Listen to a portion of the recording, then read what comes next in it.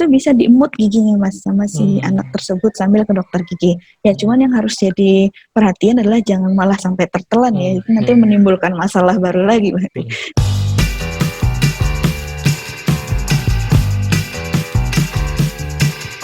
Nah, anak-anak ini kan memang sering bermain ya, jadi kadang bermainnya juga kadang sangat riskan untuk jatuh, kemudian riskan untuk kena benturan, seperti itu. Nah, dengan aktivitas anak seperti itu kejadian gigi patah atau gigi lepas karena bermain itu sangat tinggi. Nah, bagaimana cara solusinya untuk gigi patah seperti ini, atau bahkan dalam kasus yang lebih parah lagi adalah kecelakaan pada anak yang benar-benar bisa bikin patah rahang atau giginya hilang seperti itu. Silakan Yani.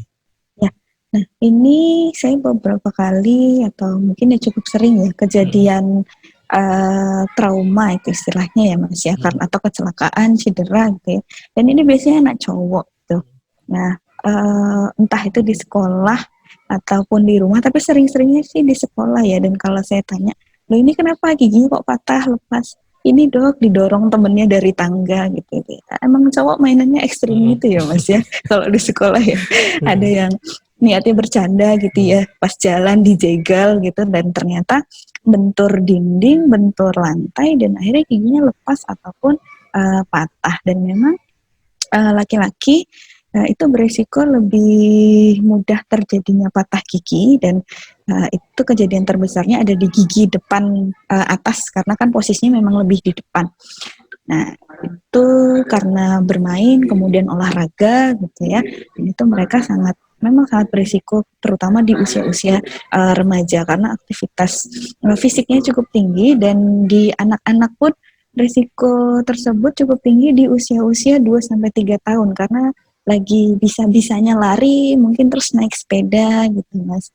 Nah, untuk kita runut dari pencegahannya dulu. Kalau untuk mencegah supaya tidak terjadinya trauma tadi atau lepasnya gigi atau terbenturnya gigi, itu kita bisa pakai alat namanya mouth guard. Ya, ini yang untuk anak yang sudah remaja ya, pada saat mereka berolahraga, main skateboard, main bola ataupun misalnya main inline skate atau sepatu roda gitu ya, itu bisa digunakan untuk mencegah kalau misalnya dia jatuh, nah itu supaya giginya tidak patah. Nah kalau di anak itu tadi yang Mas Rifki bilang sampai bisa patah di tulang atau rahangnya gitu ya. Yang bisa jadi perhatian untuk orang tua adalah menggunakan car seat. Itu adalah salah satu anjuran sebetulnya Mas di mobil.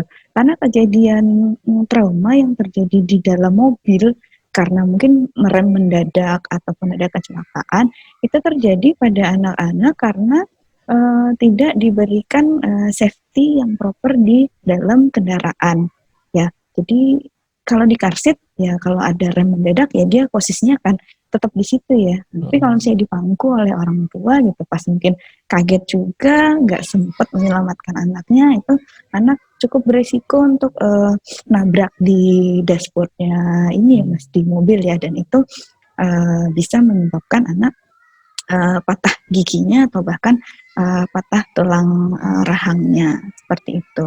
Dan kalau misalnya patah gigi itu memang kita harus instruksikan ke orang tua pokoknya segera ke dokter gigi deh karena kita berupaya menyelamatkan si gigi yang patah tadi ya untuk anak yang sudah remaja. Tapi kalau untuk anak yang masih gigi susu, gigi yang lepas itu tidak disarankan sebetulnya untuk dilakukan penanaman kembali giginya ya ke dalam istilahnya kita itu soket atau kantong giginya tadi. Menilai risk and benefit-nya ternyata lebih banyak resikonya ya karena ada potensi untuk mengganggu gigi penggantinya, sehingga ya sudah yang bisa kita lakukan adalah melakukan pembersihan di area bekas gigi yang lepas tadi, kemudian memberikan pengobatan kalau memang ada keluhan.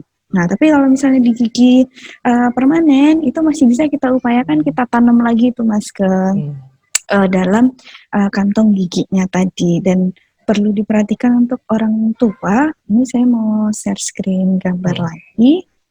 Ini kalau misalnya kita menjumpai gigi yang lepas seperti ini, gigi yang patah. Kalau patah itu biasanya hanya sebatas mahkota saja, cuil gitu. Nah, diupayakan cuilannya itu juga dibawa ke dokter gigi karena kita masih bisa mengupayakan kalau cuilannya itu masih kondisinya bersih dan cukup utuh gitu ya, masih bisa kita sambung dengan bahan tambalan ke gigi aslinya.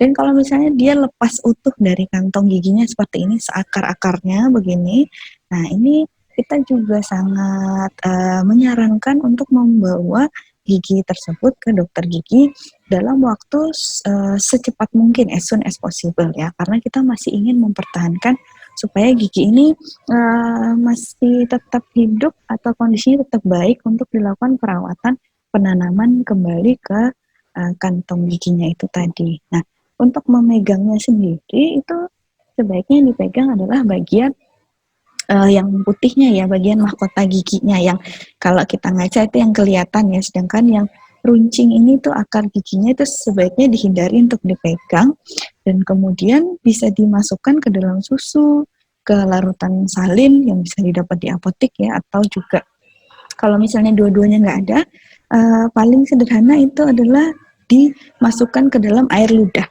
Jadi si air ludah si anak ini sendiri ya, kalau susah mengumpulkannya di wadah, itu bisa diemut giginya mas sama si anak tersebut sambil ke dokter gigi. Ya cuman yang harus jadi perhatian adalah jangan malah sampai tertelan ya, itu nanti menimbulkan masalah baru lagi. Kalau misalnya ragu bisa masukkan di wadah atau plastik, si anak meludah secukupnya sampai gigi ini terendam. Nah terus giginya bisa direndam ke situ dan langsung dibawa ke dokter gigi supaya diupayakan gigi ini bisa dimasukkan kembali. Karena kalau pada remaja itu sudah nggak ada gantinya lagi giginya, jadi sayang sekali. Begitu, Mas. Jadi bisa juga ya gigi ini ditanam lagi, tapi dengan catatan adalah gigi yang udah dewasa, gigi Betul sekali. permanen gitu ya, Gigi permanen. bukan gigi anaknya. Karena nanti kalau Bukan ditanam gigi. lagi, malah justru akan menghalangi tumbuhnya gigi permanen yang akan menggantikan gigi tersebut. Betul.